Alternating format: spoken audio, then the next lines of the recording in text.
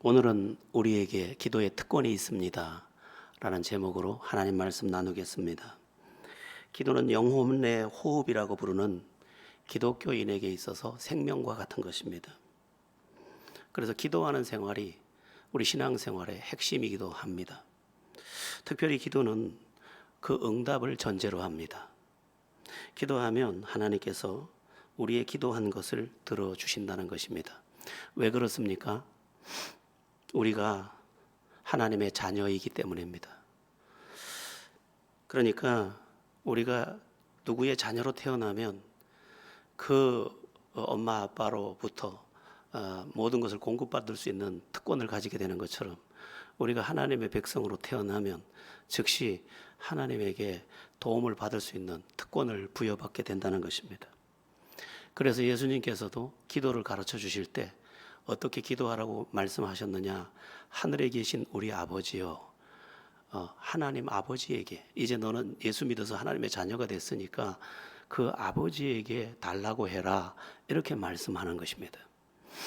여러분, 기도는 하나님 아버지에게 하는 것입니다. 남에게 하는 것도 아니고 또 알지도 못하는 천지신명에게 막연하게 그냥 허공을 향해서 자기의 희망사항을 막연한 존재에게 비는 미신 같은 그런 것도 아닙니다. 나를 사랑하는 아버지, 또 모든 것을 주실 수 있는 전능하신 나의 아버지, 그리고 나에게 주기를 기뻐하는 나의 아버지, 그 아버지에게 구하는 것입니다. 그 아버지는 그냥 아버지도 아닙니다. 무서운 아버지, 또 우리를 혼내려고 기다리는 그런 아버지가 아니라 더없이 친밀한 아빠 아버지입니다. 아빠. 예. 제 아들도 아직까지 나이가 이제 꽤 많은데도 저를 부를 때 아빠 이렇게 부릅니다. 그 아빠라는 말은 굉장한 힘이 있는 것 같습니다. 아빠라고 부르는 순간 내가 모든 것을 해줘야 될 것만 같은 그런 마음을 가지게도 됩니다. 하나님 아버지도 아빠 아버지라고 성경이 말씀하고 있습니다. 우리 다 함께 로마서 8장 15절을 보면 아빠 아버지가 나옵니다. 합독해 보겠습니다. 너희는 다시 무서워하는 종의 영을 받지 아니하고 양자의 영을 받았으므로 우리가 아빠 아버지라고 부르짖느니라. 아멘. 친밀한 아빠, 나를 사랑하는 아빠, 그냥 안겨서 내가 그 내 마음을 쏟아놓고 또 매만질 수도 있는 우리 아빠, 그 아빠 아버지에게 부르짖느니라 이렇게 되어 있습니다. 여러분, 우리가 누군가의 자녀일 때 그 특권은 말로 다 못합니다. 내가 어떤 아빠의 딸이라고 하면 내가 무엇을 요청하든 아빠는 그 요청에 대해서 다 들어주게 되어 있습니다. 그러니까 아빠하고 눈물이 글썽여서 아빠 그러면 아빠는 그 글썽이는 눈물을 닦아주고 싶어서 당장이라도 달려가서 그가 원하는 것을 주려고 합니다. 그리고 아빠를 자주 부르면 그 아빠가 좋아합니다. 마찬가지로 우리 하나님 아빠 아버지는 우리가 아빠 아버지를 부를 때마다 기뻐합니다. 그리고 아빠 아버지를 부를 때 아빠 아버지는 우리에게 좋은 것을 주고 싶어 합니다. 여러분, 우리 부모님의 가장 큰 욕심이 뭔지 아십니까? 자식에게 좋은 것 주고 싶은 겁니다. 부모님의 아주 지나친 욕심 중에 욕심, 자식에게 더 좋은 것, 더 많은 것을 주고 싶은 것입니다. 자식을 위해서라면 모든 것을 동원해서라도 그것을 해주고 싶습니다. 하나님 아빠 아버지도 그와 같다는 것입니다. 그러므로 우리가 어떻게 해야 되느냐? 그 아빠 아버지를 하늘 저 끝에 있는 그리고 무서운 하나님으로 두지 아니하고 친밀한 나의 아버지 하나님으로 부르며 의지하며 또한 부탁할 것을 부탁하며 또 어떻게 해야 할지 알지 못할 때 어떻게 할까요 하고 의논하는 그러한 우리가 되어야 되는 것입니다. 귀를 지으신 이가 듣지 아니하시겠느냐? 우리의 귀를 만드신 분이 듣지 아니하시겠습니까? 듣는 구조를 알고 계신 그분께서 우리의 기도를 다 세밀하게 들으신다. 심지어 우리의 작은 신음에도 응답하신다고 우리가 이야기하고 있지 않습니까? 자녀들이 엄마라고 부르듯이 아빠라고 부르듯이 그 부름 속에 아버지 하나님 하고 부르는 그 부름 속에 엄마 아빠가 자식이 부르는 것에 마음이 뜨겁다면 우리가 하나님 아빠 아버지를 하나님 아버지라고 부를 때 하나님은 마음이 뜨거워지는 것입니다. 여러분, 기도는 어려운 것이 아닙니다. 엄마 아빠에게 무엇을 부탁하는 것이 어려운 것이 아닌 것과 같습니다. 하나님, 이런 것이 필요합니다. 하나님 도와주세요. 될 수 있으면 아버지를 넣는 것이 좋습니다. 아버지 하나님, 나에게 주기를 기뻐하는, 나를 사랑하는 그 아버지에게 구하는 것입니다. 뭐 어쩌다가 그냥 알았어 들어줄게 이런 어미한 아버지가 아니고 친밀하고 나를 살같이 사랑하는 그런 하나님 아버지께 구하는 것이니까 편안하게 달라고 요청하면 됩니다. 누가 엄마에게 부탁할 때 우리 어머니 이렇게 이야기합니까? 엄마 이런 게 필요해. 그러면 엄마는 고개를 끄덕거리고 심지어 눈까지 맞춰주고 다가와서 안아도 주고 쓰다듬어도 줍니다. 우리가 하나님 앞에 기도할 때 하나님은 우리에게 눈을 맞추시며 우리에게 다가오셔서 우리의 어깨를 쓰다듬고 우리의 연약함도 부추겨 일으켜 주시기까지 하시는 것입니다. 그런 점에서 기도하는 것은 우리에게 매우 중요합니다. 여러분, 그리스도인이 무엇으로 사는지 아십니까? 그리스도인은 두 가지를 가지고 삽니다. 말씀과 기도입니다. 진리의 말씀에 의지해서 사는 것이고 또 하나는 기도를 통해서 사는 것인데 오늘은 기도에 대한 말씀을 전하는 것이니까 기도에 대한 말씀만 드리겠습니다. 우리 믿음의 선진들은 기도를 무엇이라고 설명했느냐? 영혼의 호흡이라고 설명했습니다. 그렇습니다. 영혼의 호흡이 기도입니다. 내가 숨을 쉴 때, 내가 호흡할 때 우리 입으로 들어온 산소가 우리의 장기 기능도 살리고 피도 새롭게 하고 산소를 공급해서 우리의 신체를 강건하게 하는 것처럼 우리가 하나님 아버지 앞에 엎드려서 기도할 때 우리의 영혼, 육, 그리고 지정의 다 살아나게 되는 것입니다. 그래서 기도하면 우리가 영혼이 건강해집니다. 영혼이 건강해지면서 그 모든 인간의 구조라고 하는 그 구조가 다 강건하게 아름답게 새롭게 싱싱하게 다 바뀌어버립니다. 그래서 기도하는 사람은 깨달음부터 다릅니다. 깨달음이 아주 좋은 깨달음이 계속 오는 것입니다. 맞아, 사랑해야 돼. 맞아, 내가 더 열심히 살아야 했어. 맞아, 가족을 돌봐야 했어. 좋은 깨달음이 계속해서 오는 것입니다. 그래서 좋은 깨달음으로 계속 살다 보니까 그 좋은 깨달음이 행복도 가져오고 성공도 가져오고 영광도 가져오고 좋은 것을 날라오는 것입니다. 여러분, 인생은 잘못 살아서 안 되는 것이지 잘 사는데 어떻게 안 되겠습니까? 그런데 기도하다 보니까 하나님의 직접적인 응답도 응답이거니와 나의 삶 속에 변화가 일어나는데 지정의 깨달음부터 완전히 바뀌어지는 내 인생에 대한 깨우침부터 바뀌는 것입니다. 저는 이런 생각을 가끔 합니다. 성공하지 말고 행복해라. 잠언에 나와 있습니다. 큰 집에 살며 다투는 것보다 작은 집에서 사랑하며 행복하게 사는 게 낫다고. 물론 가난한 것을 좋다고 이야기할 수는 없습니다. 그러나 그가 행복한 사람이 되어야 되는데 성공을 했는데 행복하지는 못했다. 그럼 그 성공이 무엇입니까? 그런데 기도하다 보면 좋은 깨달음이 자꾸 오는 것입니다.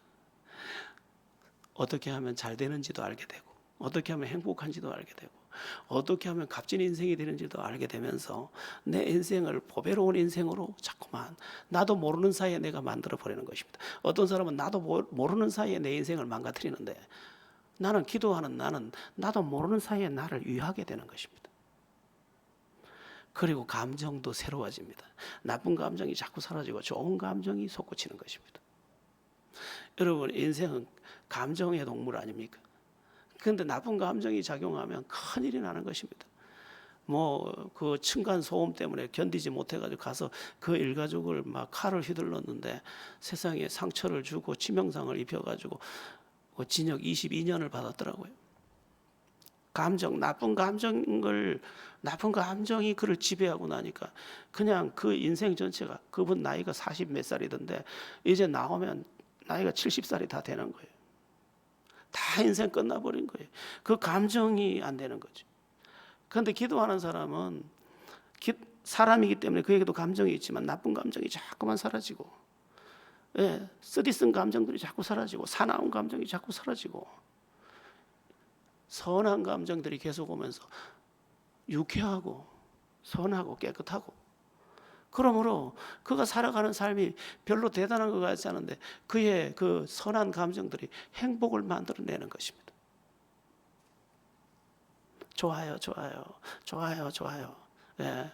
뭐 아까 주 안에서 기뻐해 이렇게 얘기했는데, 주 안에서 기뻐하는데 그냥 기쁨이 안 됩니다. 기도하는 사람에게 임한 성령이 와서 그에게 기쁨을 줘야 기뻐지는 것이죠.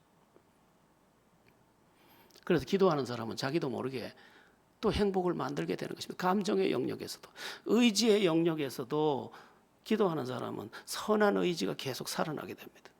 좋은 게 자꾸 살아난다니까요. 여러분, 그 뭐 좋은 그 산이나 뭐 들로 가서 뭐 나는 자연인데 들어갔더니 뭐 암도 고쳤다 뭐 이런 얘기가 왜 나타나는 것입니까? 좋은 걸 자꾸 마셨다니까. 기도는 영혼의 호흡이라니까요. 내가 기도하는 동안에 내가 자꾸 살아난다니까요. 끝난 줄 알았는데, 내 인생이 불행하게 끝나는 줄 알았는데, 세상이 진단할 때 너는 행복할 수 없어라고 진단했는데, 아니 병원에서 1년도 못 산다고 했는데 거기 가서 10년째 살고 있대요. PD도 못 따라가게 얼마나 산을 빨리 오르는지 몰라요. 우리의 영혼은 더 그렇습니다. 하나님의 은혜의 보좌 앞에 와서 기도하는 사람은 살아나는데 영혼, 육이 다 살아난다는 거예요. 선한 의지가 다 살아난다는 거예요. 특별히 우리가 기도할 때 무엇보다 중요한 우리의 마음이 살아납니다.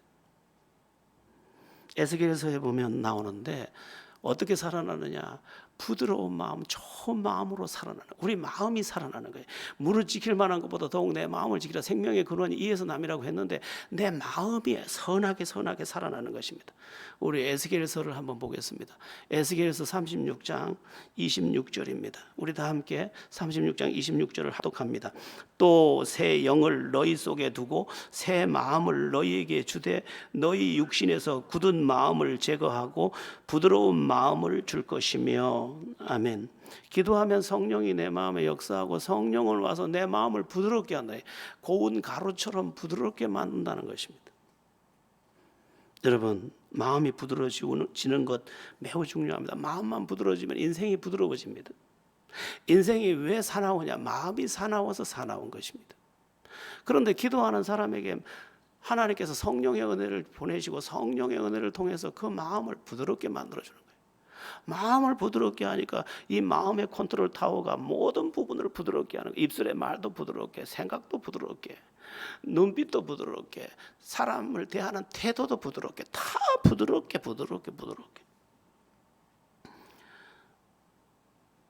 누가 행복한지 압니까? 부드러워야 행복한 것입니다.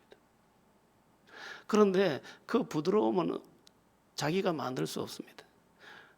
성령이 그 마음을 새롭게 해줄 때 복된 부드러움을 가지고 복된 부드러운 마음으로 살다 보니까 이게 가서 보드라운 보자기에 좋은 물건을 많이 쌀 수 있듯이 이 보자기에, 이 부드러운 마음 보자기에 행복이 쌓이기 시작하는 것입니다. 여러분의 삶에 기도가 들어와야 하는 것입니다. 기도는 연불이 아닙니다. 기도는 종교 행위가 아닙니다. 기독교 신앙에서의 기도는 하나님 아빠 아버지께 나를 아뢰는 것이고 하나님 아빠 아버지가 나를 위해 선한 것을 베풀게 하는 것입니다. 기도하면 삶의 무게도 가벼워집니다.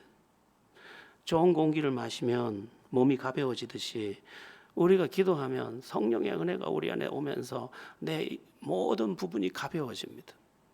여러분, 나 머리가 무거워요. 이 사람은 누구냐? 건강이 안 좋은 사람입니다. 다리가 무거워요. 건강이 안 좋은 사람이에요. 몸이 무거워요. 건강이 안 좋은 사람이에요. 여러분, 건강한 사람은 머리가 위에 달린지 못 느낍니다.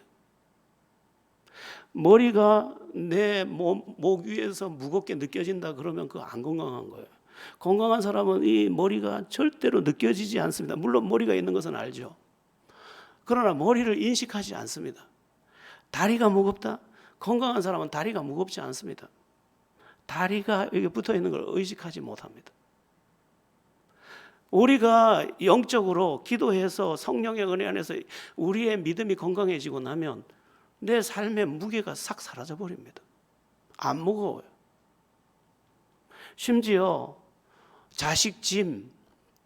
자식이라는 짐, 또 인생이라는 짐, 남편이라는 짐, 아내라는 짐, 살아가야 한다는 경제적 짐, 이 짐이 고마워요. 왜냐하면 그 짐 때문에 내가 오늘을 살아가고 있으니까. 해석도 달라지고 무게가 다 달라지는 거예요. 여러분, 사실과 삶은 다른 것입니다. 내 인생이 힘든 게 사실인데 성령의 은혜가 오면 그게 안 무겁다는 거예요. 안 무겁대. 예수님께서 그래서 우리에게 뭐라고 말합니까? 수고하고 무거운 짐진 자들아 다 내게로 오라. 내가 너희를 쉬게 하리라. 안 무겁게 해주겠다는 거예요. 무거워서 무거운 게 아니에요. 인생은요, 가만히 둬도 무거우려면 너무너무 무거워요. 어떤 분이 그런 상담을 했어요. 자기 남편은 돈도 잘 벌어다 주고 자기를 사랑하고 자기를 보기만 하면 지금도 첫사랑 그때처럼 막 황홀해 하는데 자기는 저 남자하고 더 이상 못 살겠다는 거예요. 아니 집에 와서 밥도 다 해주고 설거지 다 해주고 그 사람하고 살기 싫다는 거예요. 이제 싫대 지겨워서 아니 저 사람하고 어떻게 꼬부라질 때까지 사냐, 못 살겠다는 거예요. 여러분, 편안하다고 가벼운 게 아니에요. 편안하다고 행복한 것도 아니에요. 마귀가 거짓말을 가지고 속였어요. 평안하고 편한 거하고 글자까지 비슷하게 해서 속인다니까요. 그거 아니에요. 성령이 와서 진짜 감사하게 만들고 성령이 와서 내 마음을 보드랍게 하면서 내 삶의 전체 영역을 살려내니까 마음은 보드라워, 인생은 가벼워. 여러분, 사도 바울 같은 사람은 감옥에 갇혀서 얼마나 고초를 겪습니까? 그런데도 뭐라고 말합니까? 기뻐하라. 내가 다시 말하노니 기뻐하라. 가볍다는 거예요. 가볍다는 거예요. 여러분의 삶 속에 기도가 꼭 포함되기를, 기도를 빼는 일이 절대 없도록, 아침 기도, 저녁 기도, 또 작정 기도, 새벽 기도, 특별 기도, 금식 기도, 철야 기도, 무시 기도, 대화 기도, 화살 기도, 수많은 기도들을 내 삶으로 가져오는 것입니다.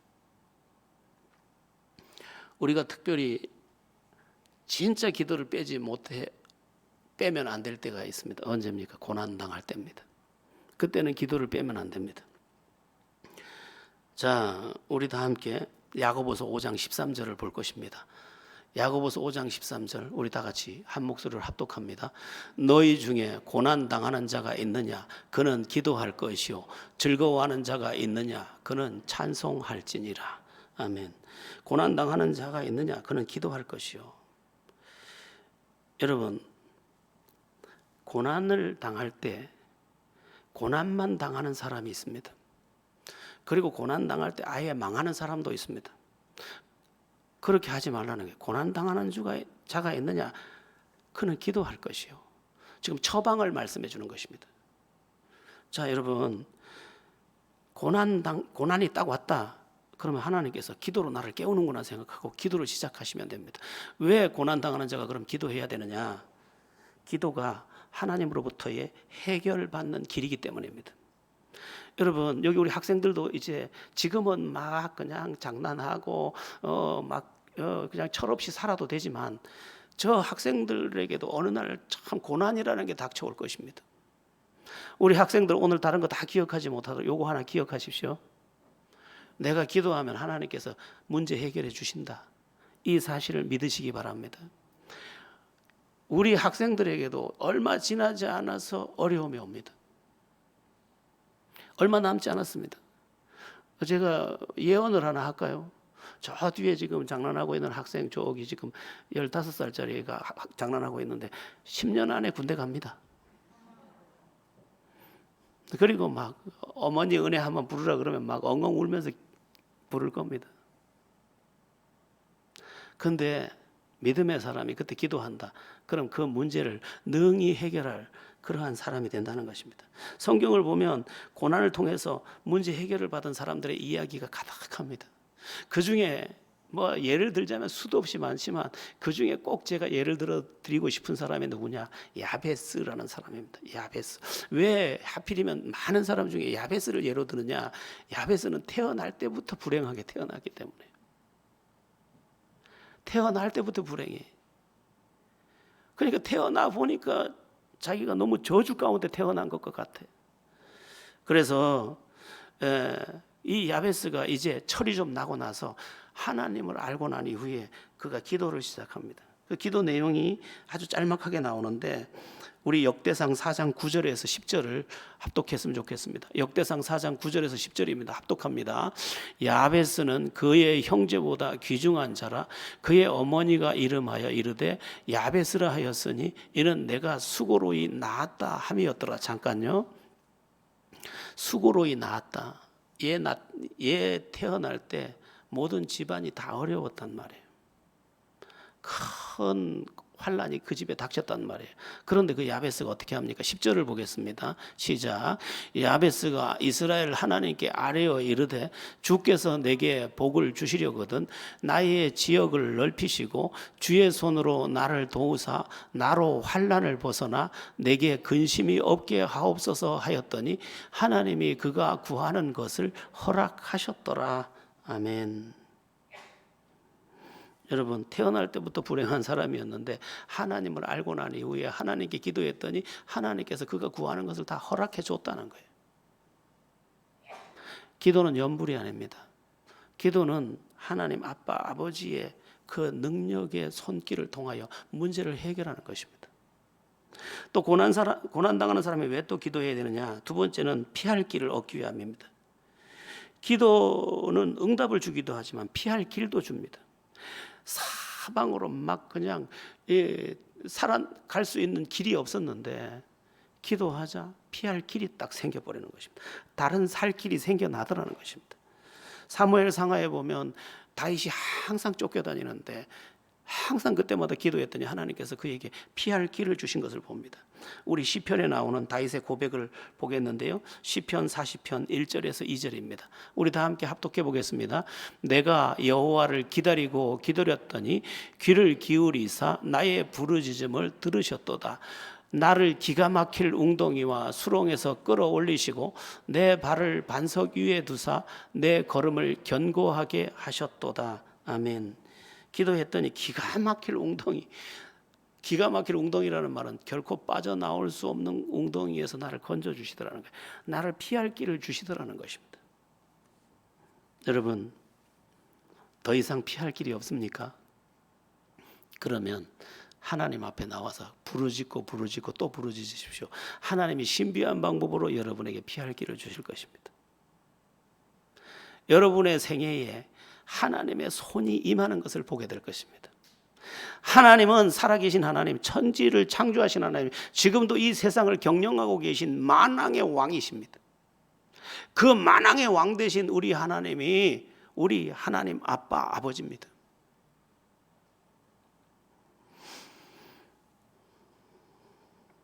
고난당하는 사람이 왜 또 기도해야 되느냐? 기도할 때 하나님께서 그 고난을 감당할 능력을 주기 때문입니다. 내 힘으로 감당을 못하는데 하나님께서 그걸 감당할 수 있게 해주는 거예요. 여러분 요셉이 얼마나 고난을 당합니까? 그러나 날마다 기도하니까 하나님이 날마다 감당할 힘을 줘. 그래서 날마다 감당했더니 어느 날 하나님께서 그의 모든 연단을 끝내시고 그를 국무총리로 바꿔버렸대요. 감당할 힘을 줍니다. 기도하고 나면 살 수 있어요. 제가 오늘 여기 조그만 글을 하나 올려놨는데 기도는 영혼의 호흡, 기도하는 동안 나는 숨을 쉬네. 이렇게 글도 올려놨습니다만 숨도 못 쉴 날들이 있습니다. 그런데 기도하는 사람은 숨을 쉴 수 있게 됩니다. 그리고 그것을 감당할 힘을 가지게 됩니다. 절망했던 오늘이 기도하는 아침에 다시 소망이 되는 것입니다. 여러분 제가 충청도식으로 물을 건데 여러분들은 충청도식으로 대답을 하셔야 합니다. 준비됐습니까? 기도해야 쓰겠어? 안 해야 쓰겠어?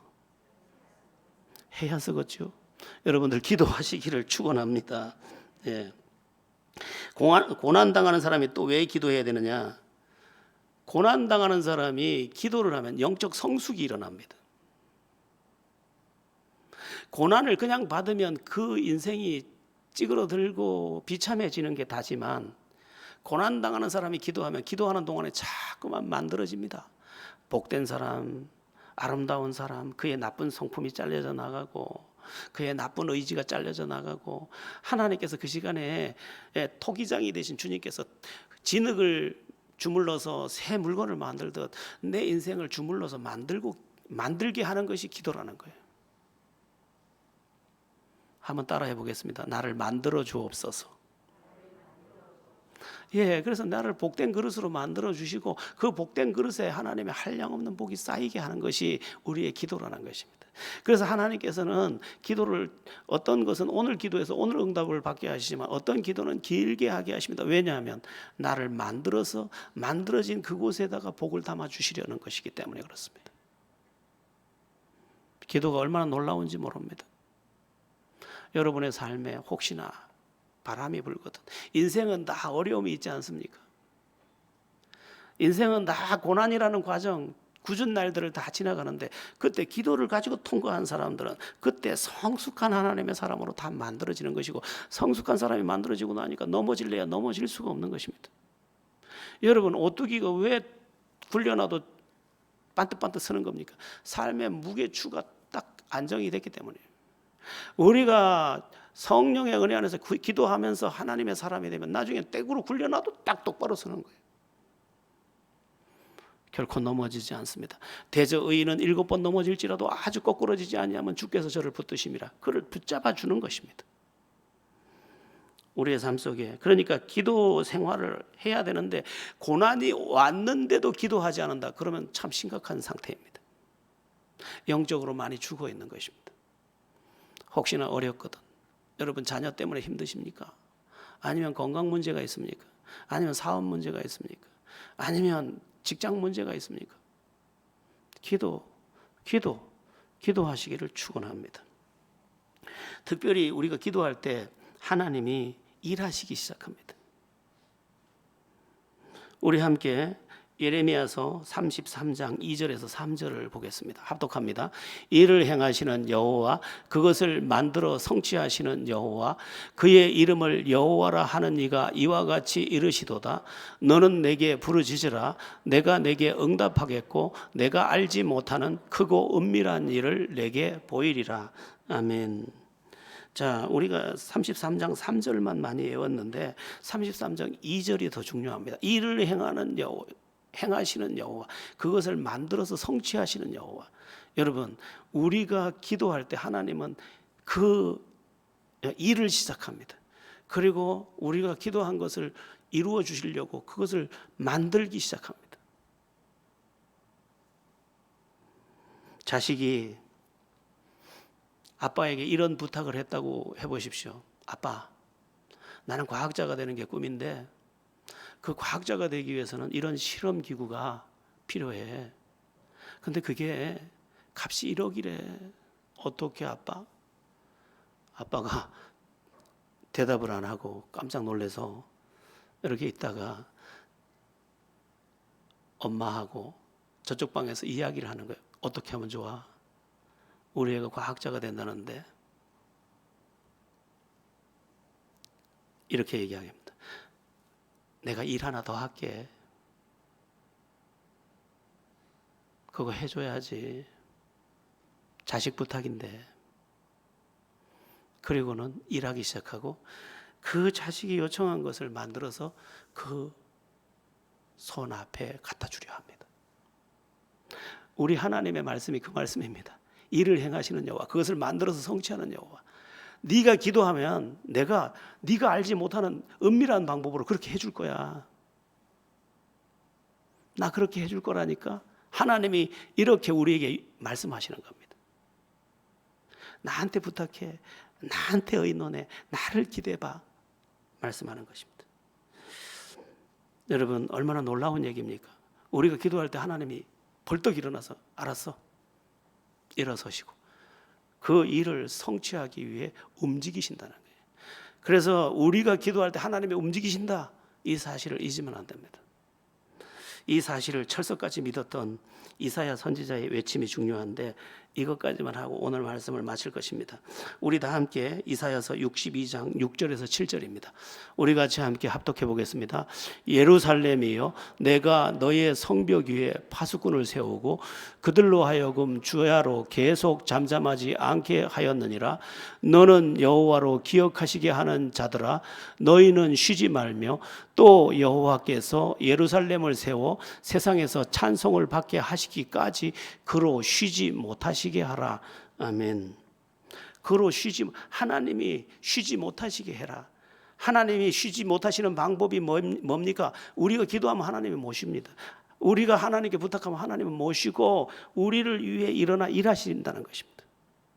그래서 쉬지 못하시게 하고 그분이 우리의 찬송을 받게 해라. 그분이 다 하실 수 있다는 것을 알고 하나님 감사합니다 할 수 있도록 그때까지 하나님 쉬지 못하게 하라는 거예요. 하나님께 기도하고 또 기도하라는 거예요. 자식이 학교를 가다 말고 전화를 했어요. 엄마, 내가 뭘 안 가져왔는데 그거 좀 부탁해. 그러니까 알았어. 몇 시까지 교문 앞으로 나와. 그러고 가는데 또 전화가 왔어. 엄마, 몰랐는데 이것도 갖다 줘. 알았어. 그러면 그 다음 수업 시간까지 나와. 엄마는 다른 할 일이 많지만 그 사랑하는 자기 자식을 위해서 쉬지 못하고 움직이기 시작하는 것입니다. 하나님 아빠 아버지는 더 그렇습니다. 일을 행하시기 시작하는 거예요. 그것을 만들어 성취하기 시작하는 것이요. 그래서 계속 기도하는 사람은 하나님을 쉬지 못하시게 하고 자기를 위해 일하게 하셔서 그 성취된 것을 통해서 찬송을 하게 한다는 거예요. 국민일보 겨자씨에 나왔던 이야기가 있습니다.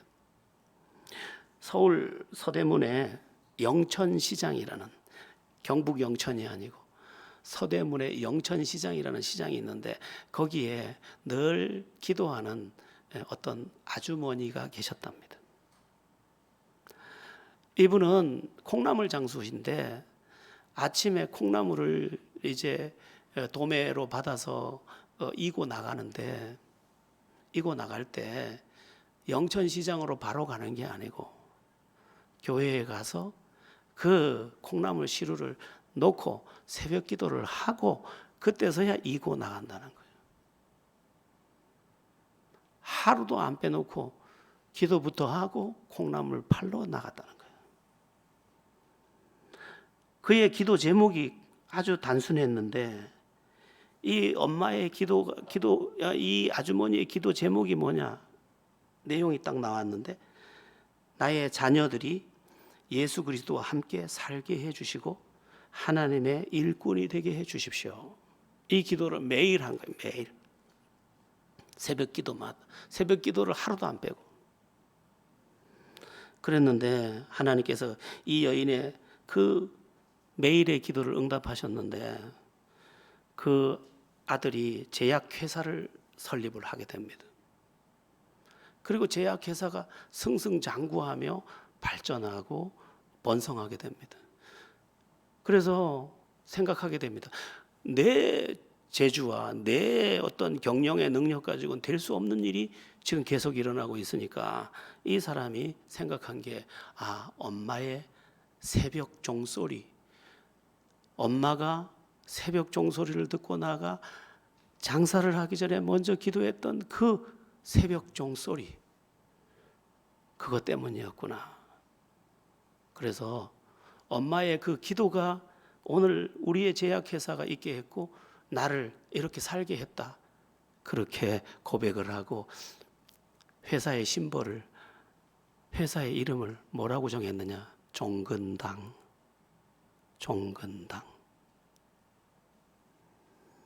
종근당 회장이 자기가 직접 써낸 이야기입니다.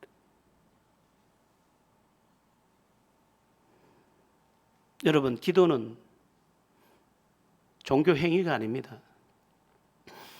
기도는 염불이 아닙니다. 기도는 미신에게 싹싹 비는 것도 아닙니다. 기도는 내가 예수 믿을 때 나의 아빠, 나의 아버지가 되신 그분께 내 필요를 요청하는 것이고 그것에 대해 하나님이 응답하시는 것입니다. 여러분, 우리 오늘 본문을 한번 읽고 말씀을 마치겠는데 이 말씀을 다시 한번 마음에 새기시기 바랍니다. 오늘의 본문 요한복음 16장 24절을 다시 한번 합독해 보겠습니다. 지금까지는 너희가 내 이름으로 아무것도 구하지 아니하였으나 구하라 그리하면 받으리니 너희 기쁨이 충만하리라. 아멘. 여러분, 지금까지는 내 힘으로 살았습니다. 예수의 이름으로 기도해서 살지 못했습니다. 그러나 이제는 구하라. 이제는 기도해라. 그리하면 받으리니 너희 기쁨이 충만하리라. 하나님께서 너에게 네가 생각하지 못한 하나님의 방법으로 놀랍게 역사할 것이다. 너는 행복해지겠구나. 그런 말씀입니다. 여러분, 기도를 시작하십시오.